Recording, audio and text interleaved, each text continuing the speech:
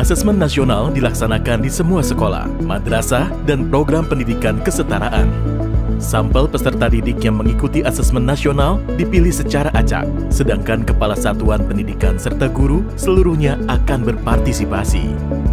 Bagaimanakah mekanisme kepesertaan tersebut dalam implementasi? Peserta didik akan mengerjakan 4 instrumen: asesmen literasi membaca, survei karakter, asesmen numerasi, serta survei lingkungan belajar. Peserta didik jenjang pendidikan dasar dipilih secara acak oleh Kemdikbud dengan jumlah maksimal 30. Sementara untuk jenjang pendidikan menengah dipilih secara acak dengan jumlah maksimal 45 murid. Masing-masing jenjang memiliki 5 orang peserta cadangan. Apabila ada peserta utama yang berhalangan melaksanakan asesmen nasional, maka satuan pendidikan harus sudah menginformasikan penggantian peserta utama dengan peserta cadangan selambat-lambatnya 1 hari sebelum hari pelaksanaan. Peserta cadangan yang terpilih harus menyelesaikan keempat jenis instrumen secara lengkap sesuai jadwal yang telah ditentukan.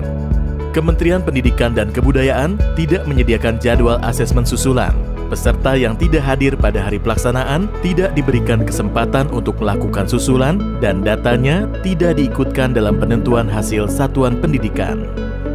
Bila asesmen nasional di satuan pendidikan tidak dapat dilaksanakan karena adanya keadaan situasi darurat dan kejadian luar biasa seperti listrik padam atau bencana alam, maka dapat dilakukan penjadwalan ulang.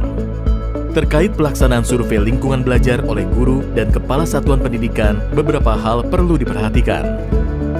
1. Seluruh kepala satuan pendidikan dan guru yang terdaftar di Dapodik atau EMIS dan mengajar di satuan pendidikan tersebut akan menjadi peserta dalam survei lingkungan belajar.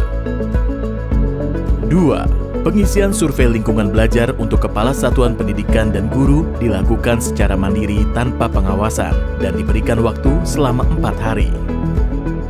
3. Bagi guru yang mengajar lebih dari 1 satuan pendidikan, melaksanakan survei lingkungan belajar di setiap satuan pendidikan yang diajar.